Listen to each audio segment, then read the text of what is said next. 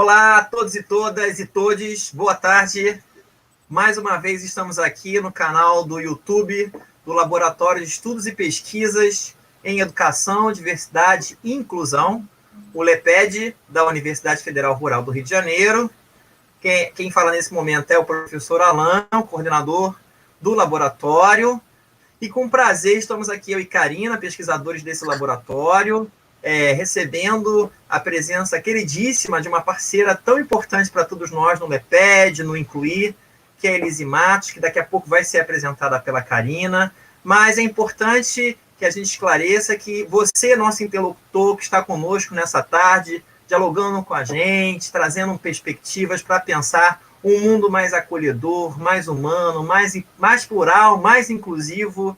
Isso é muito importante, então, que vocês possam também participar desse movimento aqui, colocando suas questões aí no nosso debate, trazendo perspectivas, né, problematizações, um diálogo aqui com a Karina, com a Elise, tá bom? Eu vou me audiodescrever e depois farei a apresentação do nosso querido William, tá? Bom, o Alan é um homem de meia idade, branco, cabelos castanhos escuros, curtos, tem barba, eu uso barba, uma barba cerrada, baixinha, preta, com pelos brancos já, pela idade, né? O tempo passa, então já tenho pelos brancos na barba.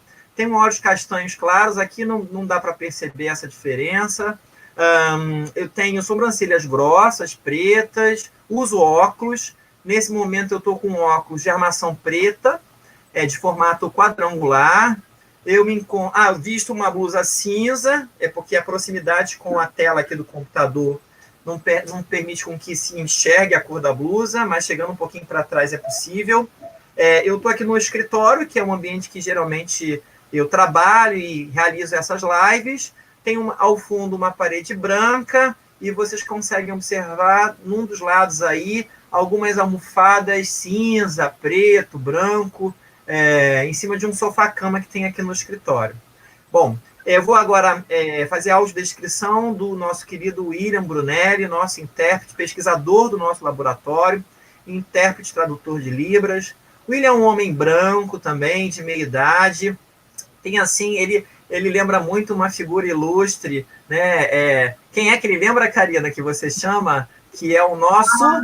Miguel Falabella. Miguel Falabella, do laboratório, que é um ator aí, né? Escritor, diretor, né? Conhecidíssimo. Então, ele tem a pele bem clara, bem mais clara. Eu sou branco, mas o William é bem mais branco. Também usa barba.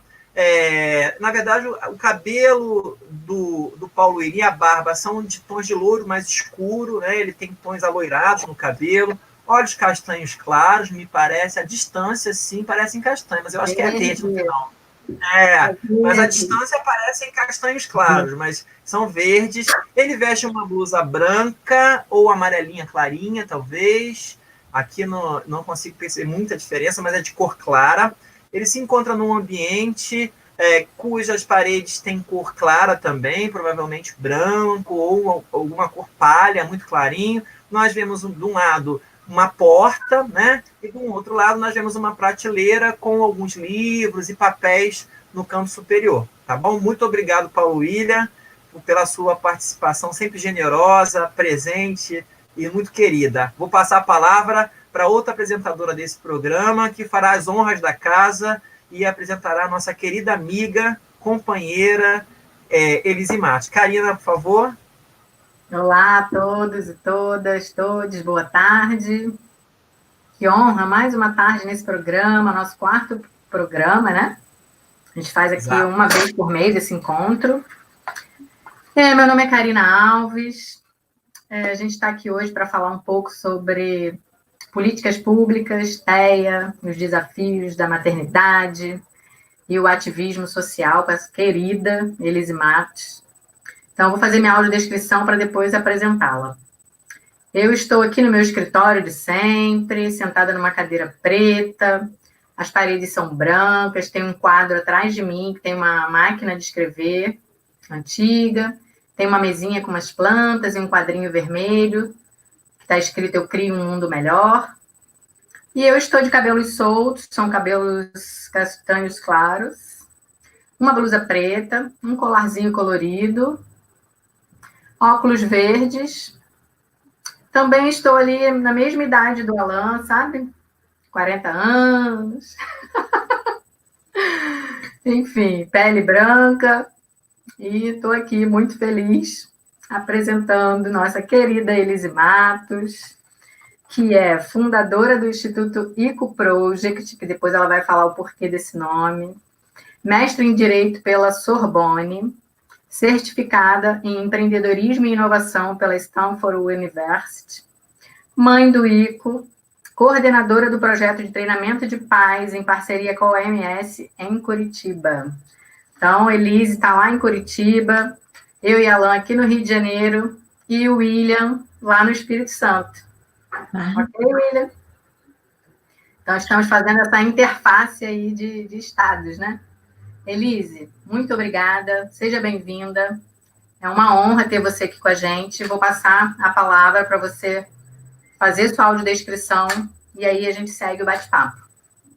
Então, primeiramente, queria agradecer ao Alan e à Karina por essa recepção, né?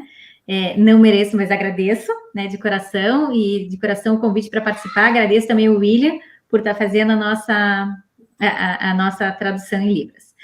Eu sou uma mulher branca, tenho olhos verdes, não sei se todos conseguem ver, mas eles são verdes, cabelos na altura do ombro, eu estou usando uma blusa preta, estou no escritório de casa, que normalmente é meu marido que usa, porque o meu fica junto com as crianças. Atrás de mim tem um armário bege com listras horizontais em laca, listras verticais em laca, e em cima tem o split do ar-condicionado, ao lado dele tem a janela, com uma cortina branca madeirada, e atrás da janela você consegue perceber que tem samambaias, né, que ali dá para a garagem de serviço da minha casa. Enfim, né, estou muito feliz, né, também a expressão é de alegria e agradecimento, né, e gratidão pelo convite e por estar aqui com todos vocês. Que bom, muito obrigada. Então, Elise, vou começar aqui provocando você um pouquinho, para que você possa contar para a gente um pouco da sua experiência em relação à maternidade e o autismo, e como que é ser mãe do ICO. Quais são os desafios e as conquistas que você encontrou nessa sua trajetória aí com o ICO? Então, vamos lá. Bom, eu sou mãe do Ico e da Estela. Então, o Henrico tem autismo e a Estela é neurotípica. Se você me dissesse para fazer um corte hoje, quem me dá mais trabalho, certamente é a Estela. O Henrico é um lorde hoje, né? Mas, voltando no tempo, né? Lembrando enfim, a primeira maternidade, né? O primeiro filho, não conhecia muito, né? Então, tudo era uma expectativa. Quando veio a Estela, a gente já estava investigando, né, o diagnóstico do Henrico, mas os gaps ficaram muito claros. Então, qualquer resposta que a Estela dava, meu marido e eu, a gente se olhava e dizia, meu Deus, ele é um gênio. Nossa, ela é um gênio. E, na verdade, é uma criança neurotípica, o que a gente não tinha, né, pelo Henrique ter sido nosso primeiro, a gente não tinha o padrão, né? Então, tudo que a Estela fazia, as respostas que ela dava, a troca que ela dava, os olhares que ela dava, era, assim, uma coisa muito surpreendente, né? Então, ali que a gente... realmente foi apesar de eu já ter o diagnóstico do Henrico, foi ali que caiu a ficha, né? O desenvolvimento da Estela típico e vendo o Henrico no desenvolvimento atípico. A jornada ali para um diagnóstico, Karina e ela e o William, não foi difícil. Porque eu sou filha de pediatra, então muito cedo meu pai viu o diagnóstico, assim, os sinais do Henrico, né? As pautas, e o colega de consultório dele, que é o melhor amigo dele, é neuropediatra. Então, as trocas já começaram muito cedo. Observe isso, observe aquilo, né? Meu pai começou a me pressionar para colocar muito cedo na escola, né? O Henrico muito cedo, com 45 dias, para fazer estimulação de bebês, né? Umas coisas meio até exageradas hoje, se você olha, né? Ninguém leva com 45 dias uma estimulação de bebê. E a gente levou com 2 meses em natação, né? Umas coisas, assim, bastante fora da curva.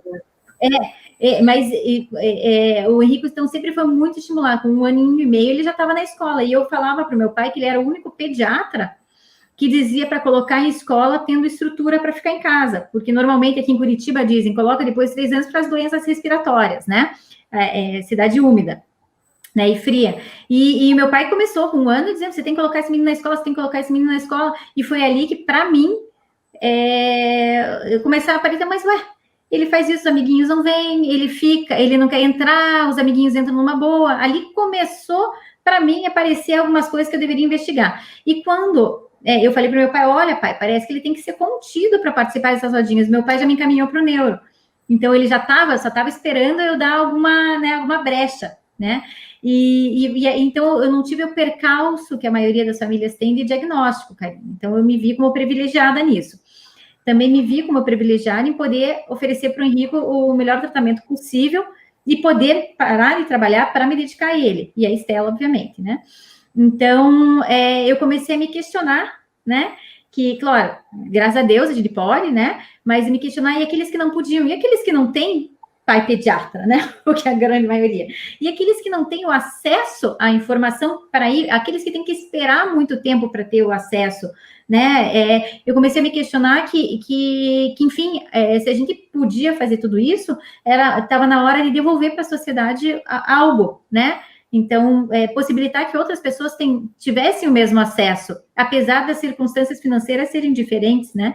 Então, eu e meu marido começou esse questionamento pessoal, né? Vindo da nossa realidade, né? Que claro, é difícil, uma maternidade atípica, e mesmo atípica, ela sempre é estressora, né? Ela sempre nos causa, né? A maternidade em si, ela já é um fator de estresse. Uma maternidade atípica eleva a 10ª potência o fator de estresse, né? Você encontra outras barreiras, né? Encontra barreira de estigma, encontra barreira de acesso à intervenção, você vai encontrando outras barreiras, além daquelas normais da maternidade típica. Então, eu comecei a pensar nessas mães, né? Nessas mães que, né, enfim, que não tinham nenhum, e essas famílias, enfim, que não tinham nenhuma possibilidade.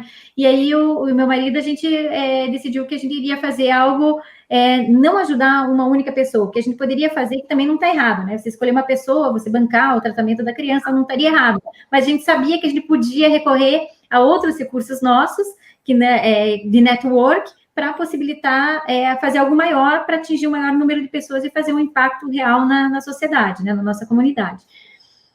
Entendi. E aí... Mas a maternidade, assim, aquele diagnóstico, né, é como se abrisse um buraco, né, e você caísse, né? Seja o diagnóstico que for, né, qualquer coisa relacionada a um ente querido, um filho, ele te coloca muito para baixo, né? E a parte boa de você atingir o fundo do poço é que de lá só tem para cima, né? Então a gente atingiu o fundo do poço enquanto família e depois só foi subindo. Tá.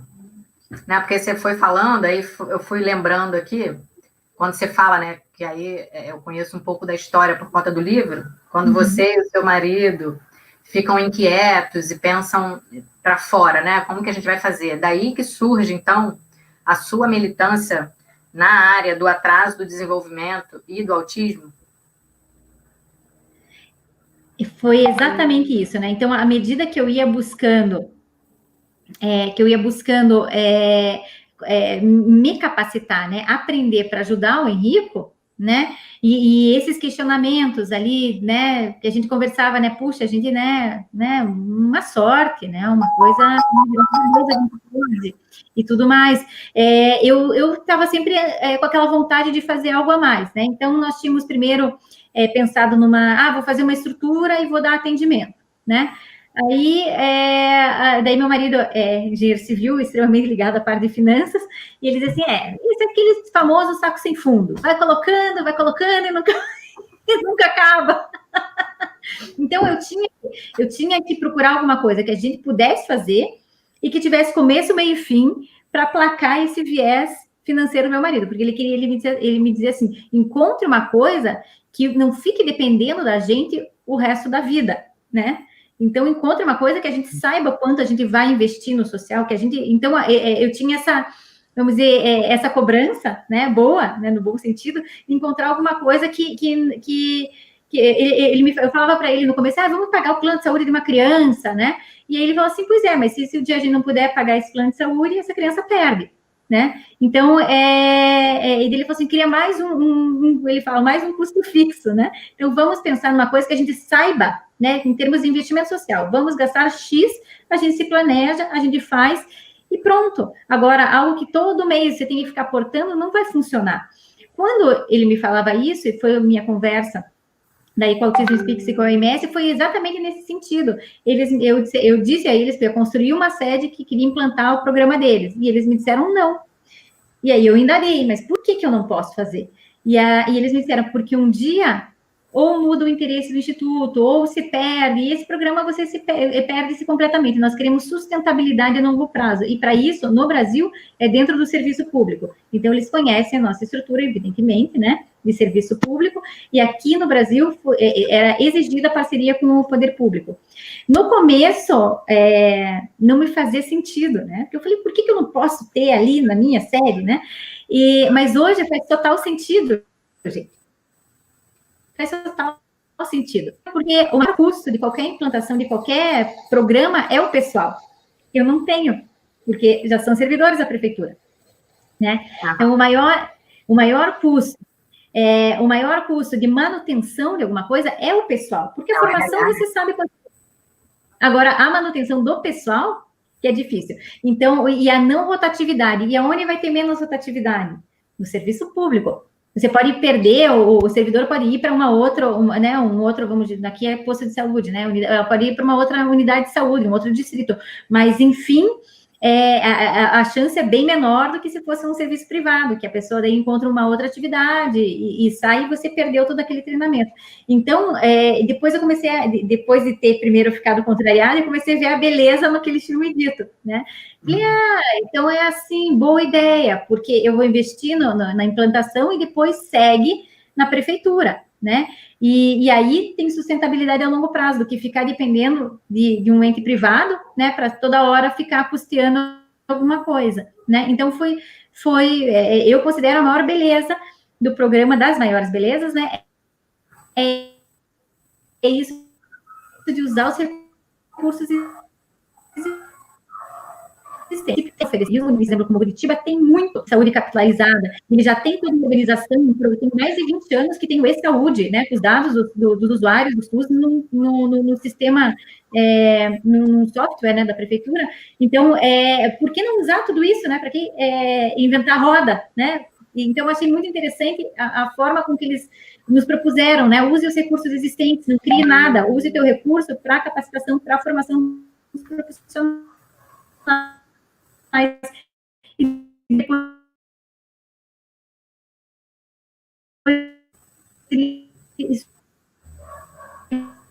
tá dando uma travadinha, né? Agora, por exemplo, acho que travou. Achei assim, caiu de fazer e cabia no nosso bolso. Você me ouve? Eu tô te ouvindo. Eu caí? Tô te ouvindo. Travou essa última parte agora, nós não conseguimos ouvir. Tá, nós então perdemos a audição. Nós não conseguimos. Essa última construção sua, nós não foi a do. Não, que aqui, então, na verdade, o programa ele coube no nosso bolso, né? Então, a gente conseguiu unir as pontas, né? O meu desejo de fazer um impacto e a questão de, claro, né, uma limitação financeira para fazer as coisas, né? Então, ele casou certinho dentro daquele nosso objetivo como família, né? Como família. E é claro que o meu maior motivador de tudo isso é ver a melhora do meu filho, né? Então, ele teve acesso à intervenção precoce, né? Ele teve uma mãe e um pai que se dedicaram, que buscaram, tia, vovó, funcionário, todos se dedicaram a aprender para melhor estimulá-lo, né? Então, a gente vê como isso foi importante, um grande motivador, né? A gente colhe os frutos dessa intervenção hoje, o menino está com 10. Então, agora a gente vê a diferença que foi ele ter recebido a intervenção adequada no momento adequado. É verdade. Karina? Sim, sim. Então, Elise, e aí eu acho que isso que você falou, né, mostra um pouco da importância da parceria público-privada, né, a serviço do social, né. É uma composição que você falou e eu fiquei aqui matutando. E como foi muito bem... A trama, né, foi bem construída, né? Eu acho que no nosso país, Karina, hoje não tem como pensar no poder público como algo isolado e algo provedor, né? Eles podem até, lógico, né? Um país que né, tem uma alta carga tributária, tem uma alta arrecadação, tem que fazer.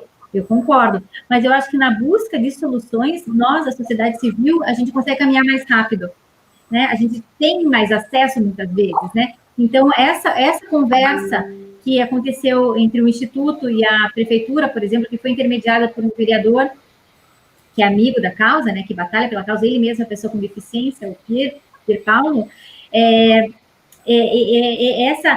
essa interlocução de a gente levar uma solução, o governo poderia ter feito muito bem, contactado a OMS, buscado, estava lá disponível, é muito mais fácil para eles do que para a gente buscar, nesse sentido, né, uma parceria. Mas eu acho que a velocidade e aquela garrinha a mais, eu acho que é da sociedade civil, entende? Então, eu acho que a parceria funciona muito bem nesse sentido, né, de a gente propor soluções. É claro que para o município ficou muito interessante, porque quando a gente levou esse programa para a prefeitura, até uma prefeitura recém-empossada, né, com finanças quebradas, teria que esperar o próximo orçamento, então calhou muito bem da gente oferecer financiar, né? E daí calhou muito bem de ter a Universidade Federal do Paraná aqui para fazer a pesquisa, então todos muito bem alinhados, todos se conheciam, né? Não são estranhos, né? O pessoal do ambulatório do Encantar conhecia o pessoal do ambulatório do HC, né? Então, a gente conseguiu construir essas pontes que foram muito legais. A professora Fátima Mineto, todos conhecem aqui, né? Então, a gente conseguiu unir essas pontes, a universidade, sociedade civil, serviço público, o serviço público no sentido dos servidores, né, e da prefeitura, da gestão, a questão do legislativo, né, o vereador ali apoiando, incentivando, fazendo o trabalho político para a manutenção dessa proposta, né. Então, eu vi ali que todas as pontas estavam realmente unidas para aquele fim que é atingir as famílias, melhorar a qualidade de vida da criança com atraso de desenvolvimento, devolver algo para aquele usuário que seja positivo e impactante na vida dele. Maravilha. Karina, deixa eu só fazer aqui um registro. Nós estamos com uma audiência bacana, Elise, tem várias pessoas dando olá, Elise, enfim. Quero acusar a presença aqui da Carolina, do professor Álvaro Maciel, Marcele, Clécio, o Clécio parabeniza você, Elise, e a Karina pelos livros, na verdade, pelo livro, né? O livro que vocês vão falar, imagino, em algum momento, um pouco sobre esse projeto em parceria entre vocês. E o Márcio, ele falou assim, eu sou professor do Henrico, acompanho o progresso do ICO há alguns anos. Aí ele colocou muito progresso. Então, está presente aí o Márcio, professor do Henrico, viu? Nesse Edilênia, Brunella, a professora Jaqueline da UF também presente. Enfim, só querendo... Gente, vocês podem fazer as perguntas aqui no chat, que nós vamos direcionar as perguntas para a Elise, tá? Karina? Então, Elise estava falando, aí eu fiquei aqui também pensando, né, sobre essa questão, que a gente nem ia falar sobre isso, mas que acabou que tem a ver também, que é essa articulação entre o poder público e o privado, né, e a gente, enquanto sociedade civil, que fica aqui com tantas inquietudes, e a gente acaba transformando isso em ideias e levando para o poder público, né, Elise? Fazer essa articulação com universidade, com legislativo, com ministérios, enfim. Tem sido, eu acho que um ganho, né, para o trabalho que a gente vem desenvolvendo, e todas as organizações vêm desenvolvendo, né, porque a gente vai criando soluções, né, e possibilidades para o social, para essa sociedade que muitas das vezes não consegue, às vezes, não porque o poder público não quer fazer, né, ou porque ele não dá conta de fazer, e a gente vai lá e a gente dá as mãos e a gente consegue juntos fortalecer várias ações que são super possíveis, né. Então, isso tem sido muito interessante. Aí você falou, fiquei aqui também imaginando várias possibilidades, né.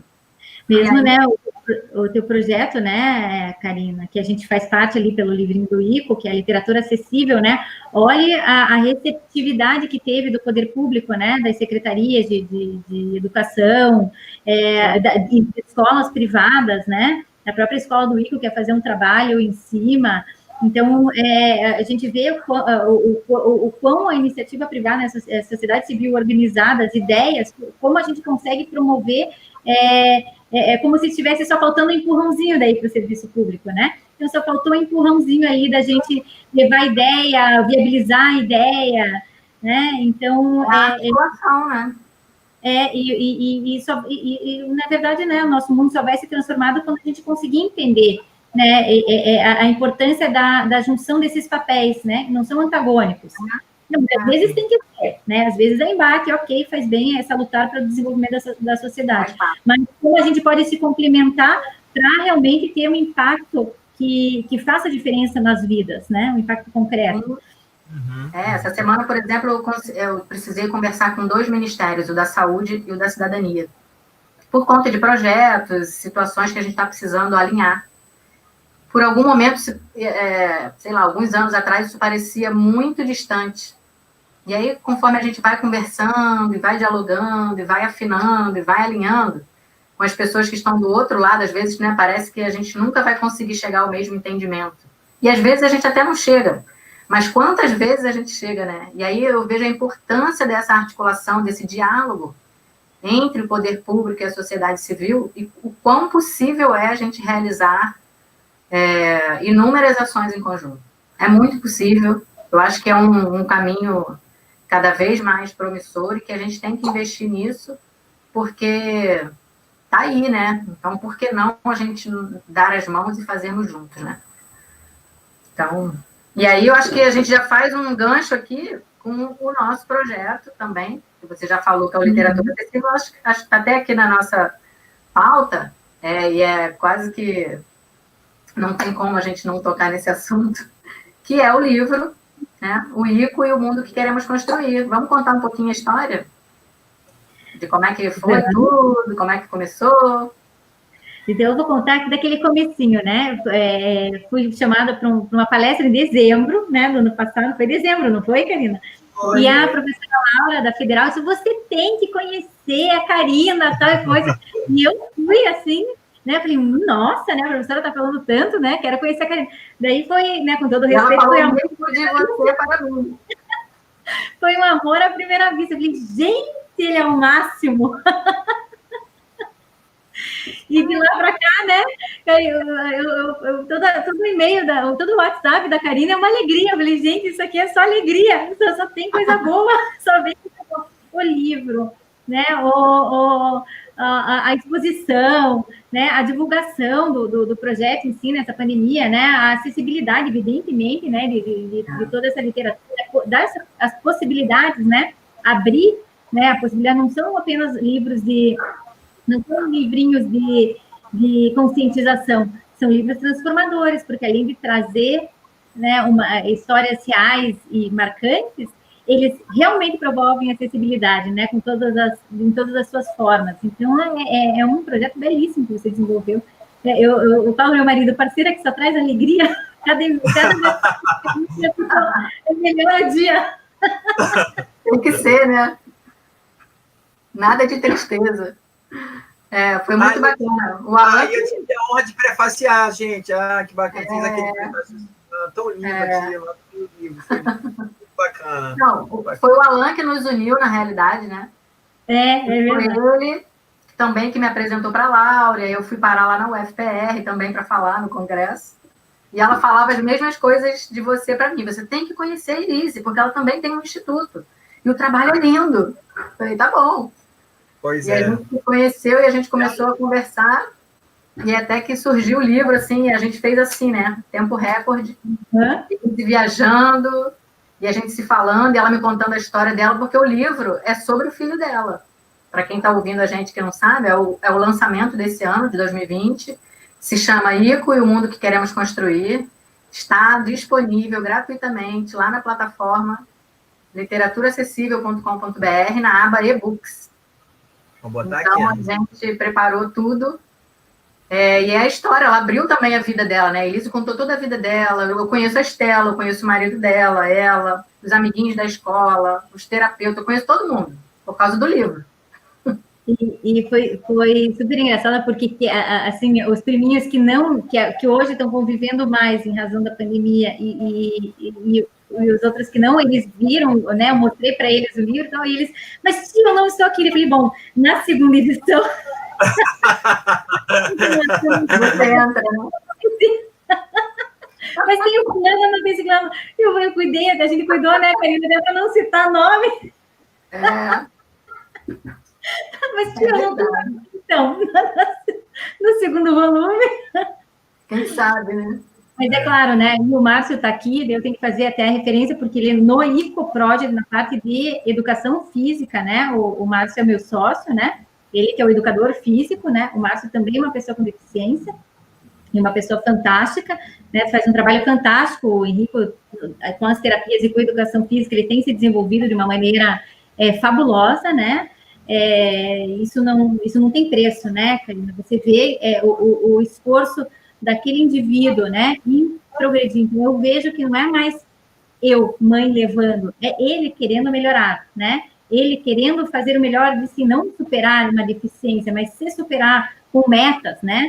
Isso não tem preço, né? Então, a deficiência, né, o autismo é uma parte muito pequena dele, hoje. É uma parte muito pequena, eu já nem vejo, né? Porque eu vejo ali aquele menino lindo que se esforça, né, para atingir as suas metas. Então, e isso, claro, foi graças, né, a um trabalho muito forte da equipe terapêutica, a minha funcionária, né, que se dedica a vida a ele, a Naná, né, a nossa família, o meu marido, tal, todos os amigos, os professores, né, Henrique teve sorte de ter professores que vestiram a camisa, porque a inclusão, na verdade, né, Karina, é feita na ponta, é aquele professor que comprou a tua briga, e que vai ensinar o teu filho de alguma maneira, de algum modo, porque ele é o professor. Então, hoje, o que eu vejo na escola do Henrique é a professora chamando para si. Eu dizendo, deixa que a gente faz aqui na pandemia. Ela dizendo, não, ele é meu aluno, eu vou ensinar. Ele entra comigo meia hora sozinho para eu ensinar. Então, essa atitude, né, que a gente quer ver, né? E que tem professores que fazem, muitos professores que fazem. Essa inclusão da ponta, né? Chamar a responsabilidade para si, dizer, ele é meu aluno, ele não é aluno do profissional de apoio, eu que vou ensinar, ele não aprende desse jeito, eu vou ensinar de outra maneira. Como é que ele aprende, me diga? Então, assim, a professora do Henrique tem feito isso, né? Então, claro que a gente quer generalizar, eu fico pensando que todos os professores que querem fazer isso só precisam dos instrumentos necessários, né?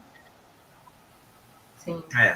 Então, já que você falou de escola, seria legal, eu lembro que você contou um pouco de como que foi a sua trajetória, até quando a gente estava escrevendo o livro,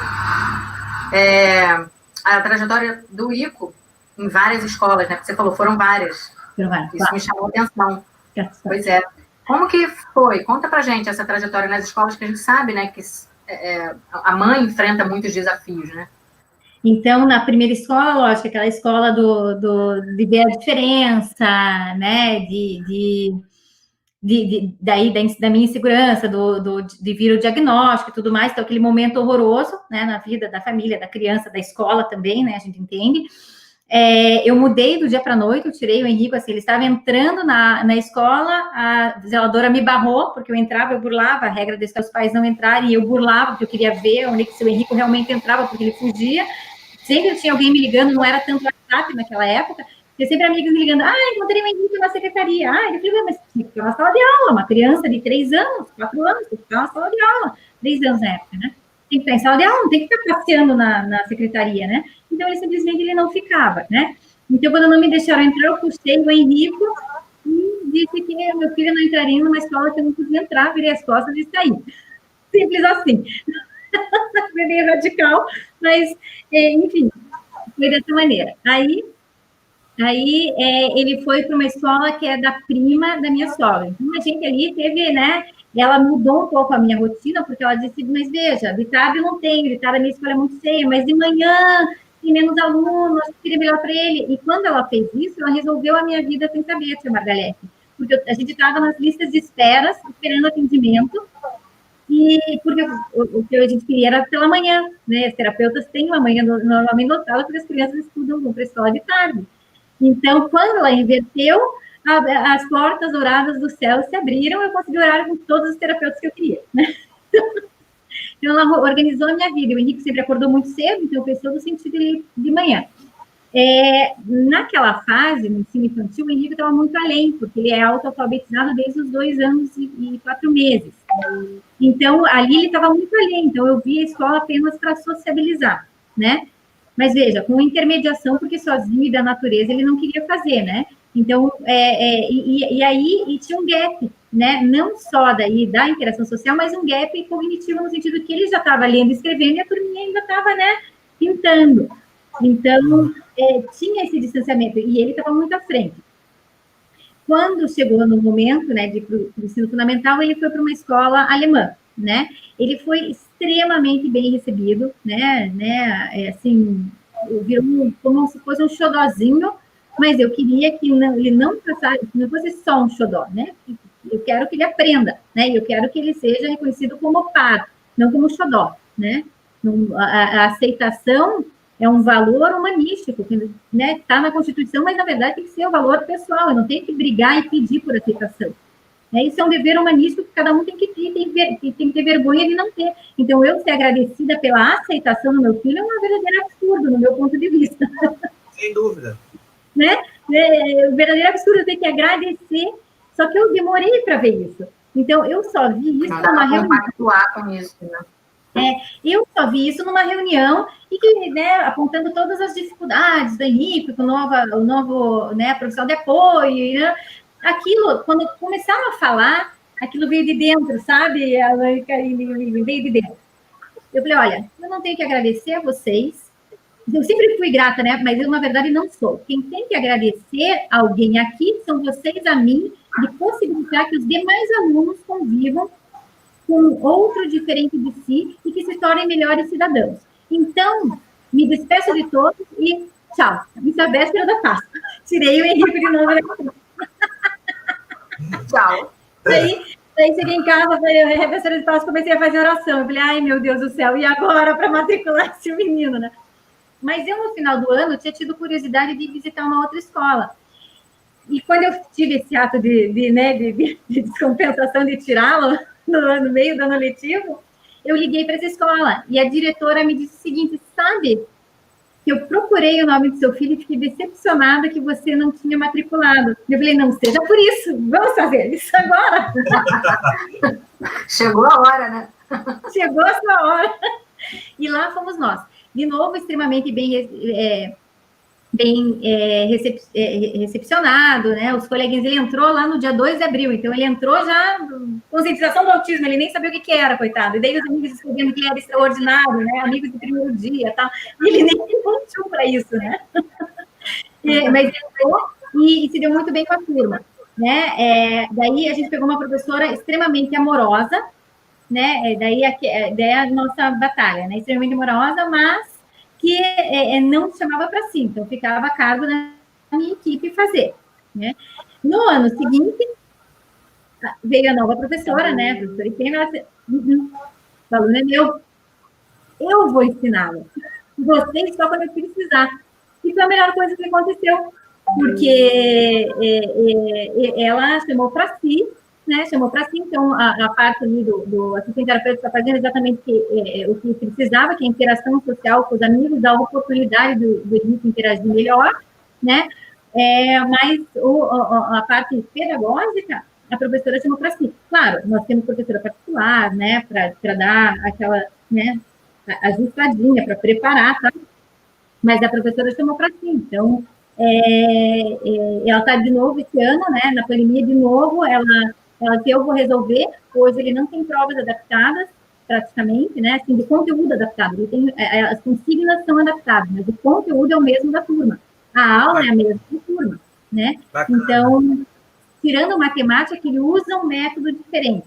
Ele usa um método que é o método que usam na Alemanha, na Finlândia, que é um método de raciocínio lógico, e não propriamente matemática, assim, que ensinam normalmente nas escolas, né, aqui no Brasil. Então, ele só usa um método diferente, por isso que ele faz aula, ele sai da sala e vai para uma outra sala para continuar esse método, que era onde usava na escola alemã e que ele se deu muito bem. Ele se deu muito bem. Então, daí as possibilidades que o PEI nos dá, né, de fazer essas adequações. Mas vejam, né, de novo, uma situação privilegiada, né? Quantos conseguem fazer isso, né? Quantos conseguem fazer isso? Quantos conseguem estar na escola, ter um profissional de apoio, ter uma professora particular, ter um método separado, né? Então, de novo, isso não pode acontecer, né? Isso tinha que ser para todo mundo. Todos tinham que ter esse acesso e essas possibilidades, né? É verdade. Elise, mais uma questão aqui que acho que todo mundo vai gostar de ouvir, que é o que o Ico transformou na Elise? Nossa, ele virou a Elise de cabeça para baixo. Queremos saber. Uma pessoa rígida, super julgadora, né? Julgava da cabeça aos pés de qualquer ser que passasse pela minha frente. Não era uma pessoa simpática. Mas aí sim, a transformação foi. Talvez fazia jus ao meu narizinho, bem empinado. Né? Então, tinha fama e olhar antipático. Talvez eu não fosse, mas eu tinha uma fama, talvez até da profissão, da advocacia, você fica mais sisudo, né? Você tem que ter uma postura mais de gladiador, né? Quando você está na advocacia mais pesada, né? Eu parei de advogar, veio a questão do autismo, então veio a depressão, que ela também fez parte da mudança, né? E, né, da reconstrução de outros valores, e, enfim, eu acho, assim, com 99% de certeza, que eu me tornei uma pessoa muito melhor, mas muito melhor no sentido eu já era uma pessoa empática, mas hoje eu tenho um outro olhar, né? Então, se eu olho com empatia, mas eu olho com empatia pensando o que eu posso fazer para melhorar isso, né? Porque, assim, você se colocar no lugar do outro, eu acho super bacana, mas passou aquele momento, se virou outras coisas, acabou. Agora, você olhar para o outro e pensar o que eu poderia fazer para melhorar ou para deixar um buraco menor, né, dessas distâncias que a gente tem, né, porque não pode ser hipócrita, existe uma distância social muito grande, né, aqui no Brasil, então, o que eu posso fazer que seja o meu alcance, que não vai logicamente prejudicar a minha vida, a minha vivência e tal, mas que eu possa diminuir essa distância, né, então, são pequenas indagações, né, indagações profundas, mas foram transformações que foram acontecendo do momento do diagnóstico até hoje, né? Então, eu me tornei certamente uma pessoa muito melhor, né? Certamente. E por isso que eu não gosto de advogar, porque eu não quero ser aquela pessoa que eu fui. Ah, tá. Então, que legal. A gente está nessa vida para transformar, né? E para sermos transformadas e transformados, com certeza. Ô, Karina, não sei se você tem mais questões aí, mas eu quero provocar a Elise num debate que já foi pré-live. Porque assim, Elise, nós estamos vivendo aí o desafio, a gente já conversou um pouquinho sobre isso nos bastidores, antes da gente... Mas eu acho que a sua posição é uma posição muito razoável, pelo que a gente já dialogou em instantes anteriores ao início, propriamente aqui do Inclusão e Confluência. E eu queria que você, como uma pessoa que está envolvida com, né, assim, sem dúvida, com uma militância histórica, política, em defesa irrefreável da inclusão, eu sei que a sua posição é uma posição pró-inclusão, mas eu gostaria que você, se pudesse fazer uma breve, na sua leitura, né, como presidente do Instituto Eco Project, né, como uma mulher, mãe de uma criança, né, que está dentro do transtorno, né, do espectro do autismo, com a sua história, que você construiu indubitavelmente, né, que seja em Curitiba, quiçá, né, no país, sobre a defesa do direito da pessoa com deficiência. Eu queria que você fizesse uma análise para a gente do que lhe parece, né, o texto, a gente estava analisando o texto esse que foi promulgado no dia 30 assinado dia 30 e tornado público em Diário Oficial no dia 1º de outubro do decreto 10.502, que é a Política Nacional de Educação Especial. Acho que a gente não tem como falar sobre da maternidade, a atuação política sem passar por esse lugar, porque você acabou de contar a história do ICO para a gente, é uma história de êxito da inclusão, mas com muitas, como você reconhece, com muitas variáveis que são muito particulares e que você está trabalhando para que seja não só o ICO, outras crianças pelo Brasil também tenham esse direito garantido e efetivado. Aí eu queria que você ouvisse um pouco você sobre isso. Então, vamos lá, tem duas vertentes, né? Então, a primeira delas, né, é claro que o objetivo maior, né, da sociedade, no meu ponto de vista, tem que ser, irrefutavelmente, a proposta da Karina, todo mundo junto e misturado. Né? Isso tem que acontecer, isso vai acontecer, né? Isso é um caminho que não pode ter volta jamais, ponto, né? Então, isso é um valor constitucional, o valor da Convenção de Direito da Pessoa com Deficiência, né? Então, ali, eu considero como algo que a gente é imutável, né? Salvo, né, a mudança da Constituição, que não vai acontecer. Também vejo, né, mexendo muito, conversando muito com o poder público, eu vejo que as pessoas querem acertar. Elas querem acertar com a sua ótica, com a sua vivência, com os seus valores, muitas vezes, né? E permeiam as políticas públicas com isso. Então, quando se faz um decreto pensando em acertar, mas, né, recheado de valores, aquilo não conversa com a sociedade, porque ele não foi algo construído com a sociedade. Ele estava sendo construído, né? Essa nova política, ela começou a negociação dela e as conversas e audiências públicas tem 2 anos. Né? Então, vamos pensar que ela começou na gestão do Temer, se não me engano. Com audiências públicas, aí veio mudança de governo, colocaram especialistas para construir diretrizes, que é o que falam do caderno, né? Então, são diretrizes específicas para cada deficiência. A gente sabe que dentro do movimento da pessoa com deficiência há muitas vertentes, né? A inclusão total, especializada, né? Então, a minha visão como mãe, né? Meu filho ganha muito dentro da escola. É claro que, para ele, é 100% demanda, né? Um copinho, aula, demanda.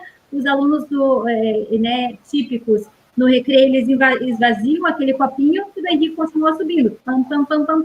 Chegou no final da aula, teve uma crise. Uau, mas ele não teve o que os outros tiveram, que é esvaziar o seu copinho, né? Para ele, a demanda social continua enchendo. Então, era demanda pedagógica, demanda social, demanda pedagógica, vazou o copinho, né? Então, a gente sabe que... Mas ele deu conta e ele funciona. Alguns, pode ser que não.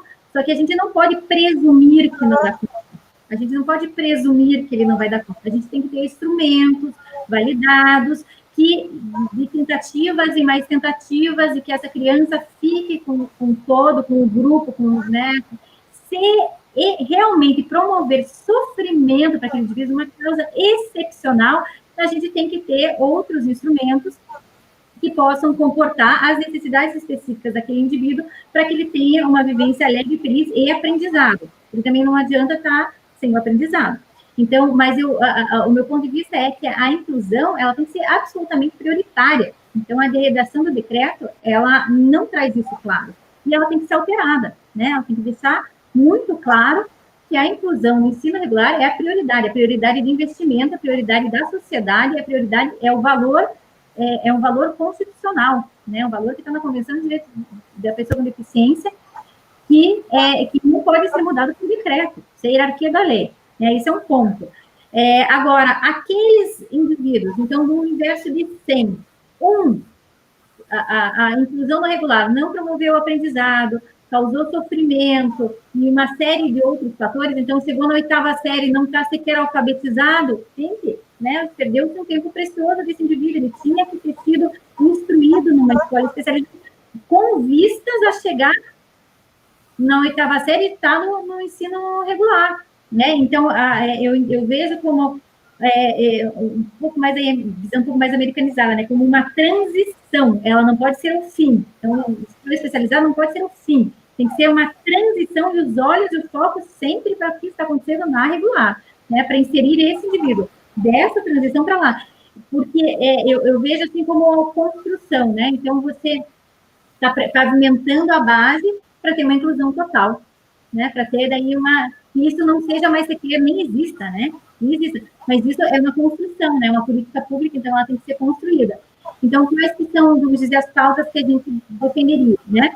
Então, prioritária, a educação no ensino regular como prioridade, a exceção é uma escola especializada quando se comprovadamente provou por instrumentos validados e que aquele aluno não tem aprendizado e lhe causa sofrimento a ensino regular, ele tem que ter outras alternativas, e essas alternativas têm que estar no sistema para serem regulamentados e para serem fiscalizados, né? Então, para mim, a importância é que possam ser fiscalizados e não estejam um sistema à parte, recebendo recursos à parte, né? Eles têm que estar dentro do sistema.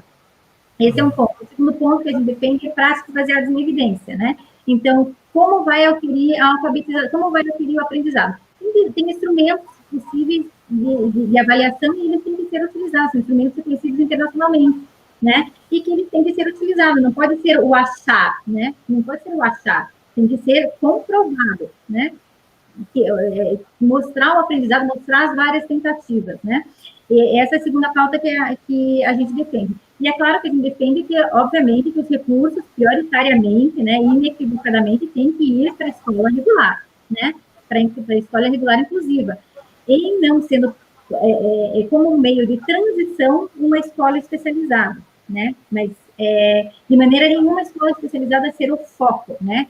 A segregação é algo que a gente não pode mais admitir, né? Ela já foi o tempo, né? Então, eu vejo assim como uma linha do tempo, né? O tempo, foi esse o tempo que vamos dizer, a regra era a segregação e a inclusão era a exceção, né? Então, hoje já foi esse o tempo. Hoje a regra tem que ser a inclusão no regular e a exceção, naqueles casos realmente excepcionais de não aproveitamento e sofrimento, estarem numa escola especializada com vistas a voltar para regular, né? Com vistas a ele ter o aprendizado necessário e da forma com que se aprende, com os recursos enfim, dessas especializações, daquela deficiência, por exemplo, para daí voltar para um ensino regular, porque a meta tem que ser sempre um ensino regular, e diminuir o gap para ele entrar. E pensando em 10, 15, 20 anos, não precisar da escola regular, né? Não precisar da escola especializada, porque a escola regular vai abraçar tudo, né? Mas é uma construção, né? Não é do dia para a noite. Infelizmente, não existe o gênio do Aladim, porque se tivesse, esses seriam os pedidos, né? Todo mundo, tudo funcionando, professores que comprem a briga. Mas, olha, infelizmente... Infelizmente, né? Infelizmente, a gente vive na construção, né? Então, a gente está vivendo um período de construção. E, graças a Deus, nós não vivemos em 1978, quando, nos Estados Unidos, aqueles militantes, né, as pessoas com deficiência, se arrastaram no Capitólio para pedir acessibilidade, porque não tinha acessibilidade sequer física, né? Sequer arquitetônica. Então, nós já vivemos, já melhorou muito, né? A gente tem que entender que é realmente uma construção e que não se elimina nada do dia para a noite, né? São processos. Olha, tem uma pergunta para você aqui da Mônica, uma das nossas interlocutoras aqui na audiência. Obrigado, Mônica, pela presença. Pensando sobre o movimento escolar, da qual o Henrico tem a possibilidade de participar, o Instituto, né, o ICO Project, ele promove capacitações para professores na área de educação ou não? Então, nós fizemos em 2018 um congresso focado para autismo na educação, né? Então, a metade das vagas nós cedemos gratuitamente para professores da rede pública municipal, que são os parceiros do Instituto, né? O município, então nós focamos ali na rede pública municipal. Hoje, né, com o andar da carruagem, com o crescimento do nosso projeto ali na saúde, a capacitação é para as famílias, né? Então, mas tem 2 servidores que são da educação especial que estão sendo treinados como treinadores para treinarem as famílias, né? Então, eles estão hoje treinando, na nossa equipe tem professores de educação especial que a pandemia nos permitiu catá-los para serem treinados, para treinarem famílias. Então, eles já vão estar, por exemplo, no âmbito da educação, né?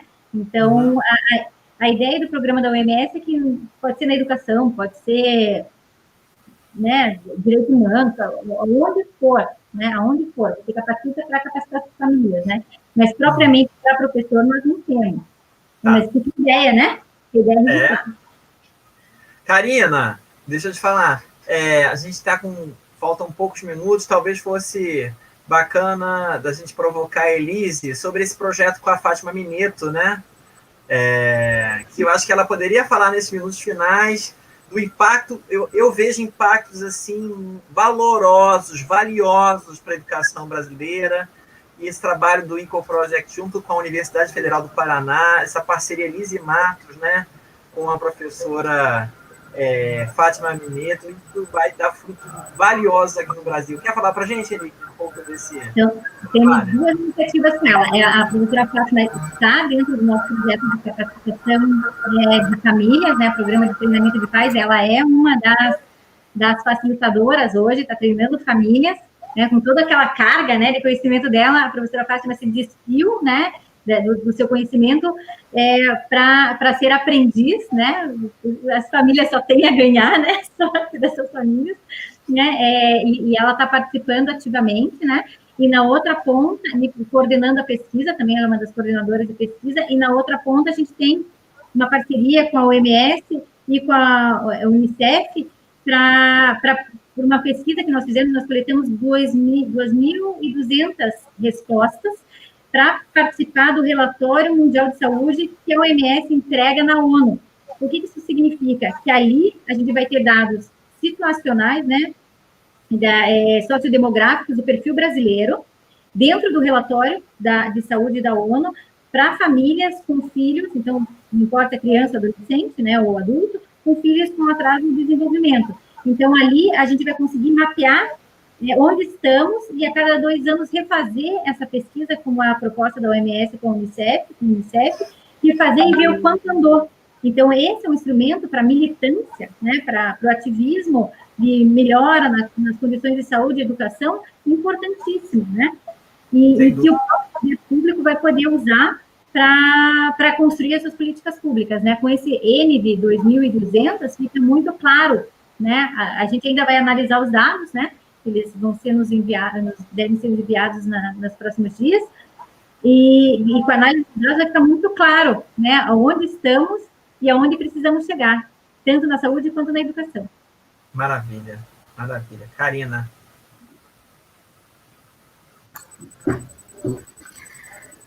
Estamos caminhando para o final. É triste, mas... Passa rápido. Ainda tinha aqui algumas questões, mas passa muito rápido. Eu acho que a gente vai ter que fazer um novo encontro para falar mais, né? Então, a gente vai segurar o pessoal aqui. Então, só para fechar, Elise, tem uma frase sua que sempre me marcou muito. E aí eu acho que valeria você falar um pouquinho para a gente encerrar, que você diz assim, sobre o Ico, tá? Ele vai ser o que ele quiser ser. Desde o dia que você falou isso, eu nunca mais esqueci. E eu sempre falo essa frase, repito essa frase. Ela me marcou e acredito que ela marque muitas mães, porque é uma questão familiar essa, né? A mãe, né? A família que tem uma pessoa com deficiência dentro de casa, né? Nossa, o que o meu filho vai fazer? Como que vai ser? Né? O que ele vai ser? Como que ele vai fazer? Enfim, todas aquelas questões. E você teve uma percepção de chegar a essa ideia, né? De que ele vai ser o que ele quiser ser. Aí queria que você falasse um pouquinho para a gente como que você conseguiu construir isso, porque eu imagino que como mãe também não seja fácil, para a gente poder dar um tchau para todo mundo. Essa é uma das transformações, né? Uma das tantas transformações que o Henrique promoveu, né? É beneficiada diretamente a Estela. Porque quando a gente é mãe, né? Você tem aqueles sonhos e tal, veja, são sonhos e frustrações, às vezes suas, que você projeta na vida do outro. Será certo isso? Né? Será certo sonhar que ele vá para Harvard? Se ele quiser, concorda? Só se ele quiser ter isso como meta. Eu não posso, mãe, colocar minha meta ou frustrações na vida de um terceiro, do filho, do marido. Então, eu percebi isso muito claramente, porque o Henrico, ele olhava e falava assim, o Gari, e ele queria ser Gari. Daí a gente contou a história de um amigo do Emiliano que pegava carona para ir para a escola no caminhão de lixo e tal, e isso é o máximo. E aí, no episódio com uma amiga, ela disse, imagine, Henrico, tem que ser juiz, né? E eu falei, não, ele tem que ser o que ele quiser ser, se ele quiser ser Gari, né, e for feliz assim, dane-se, né, dane-se. Então, a gente tem que, ele tem que viver de acordo com aquilo que, né, o padrão de vida da profissão que ele escolheu. Mas isso é uma escolha dele e eu não posso interferir, é uma escolha do indivíduo, né? nisso eu acho que tira um peso, né? Tira um peso da vida, né? Do filho aí, típico, atípico, não importa, ele tem que ser o que ele quiser ser, né? Para ser feliz, seja o que for, como for, seja no termo, né, profissional, seja sexual, seja o que for, né? É um indivíduo, ele tem direito de escolher, né? Não posso eu, por ser genitora, imputar os meus valores, né? Ele tem que ter a peneira dele ali para dizer isso aqui não me cabe, eu vou seguir a minha vida, né? Então, e a gente tenta passar os nossos valores, né? Mas eles têm a peneira deles, assim como eu tive com minha mãe, né? Com meu pai. Então, eu não posso... E eu tive isso, Karina. Minha mãe nunca meu pai nunca colocaram expectativas. A gente sempre foi muito livre nas escolhas. Então, eu fico pensando que ele e a Estela também eles têm que ser o que eles quiserem ser, né? E batalhar para isso nos meios que eles encontrarem, né? E não é porque é uma pessoa com deficiência que ele vai ter alguma limitação. A presunção é de competência, né? A presunção, seja a pessoa com deficiência ou não, é de competência. Eles sempre podem mais, né? Então, acreditar no potencial do indivíduo, né? E que ele, né, através de tudo que ele passa, ele possa atingir o seu pleno potencial e ser o que ele quiser ser. Maravilha. Eu amo essa história. Então, precisamos encerrar. Vamos, Alan. Vamos, olha, Elise, gratidão, viu? Gratidão. É sempre um prazer ouvi-la, estar com você. Você é uma querida parceira nossa. Karina, linda, e William, muito obrigado aí por essa parceria incansável no Inclusão e Confluência. Nós voltamos no próximo mês, que esse programa é uma vez por mês, né? Na próxima, na terceira quarta-feira do mês de novembro, estamos nós aqui com o próximo Inclusão e Confluência. Beijo a todos e todas e obrigado aí pela audiência. Beijo, Elise, até breve. Beijos, até a próxima com uma convidada de Curitiba. Ah, é verdade. Beijo, gente. Beijo, Elise. Beijo, todo mundo. Beijo.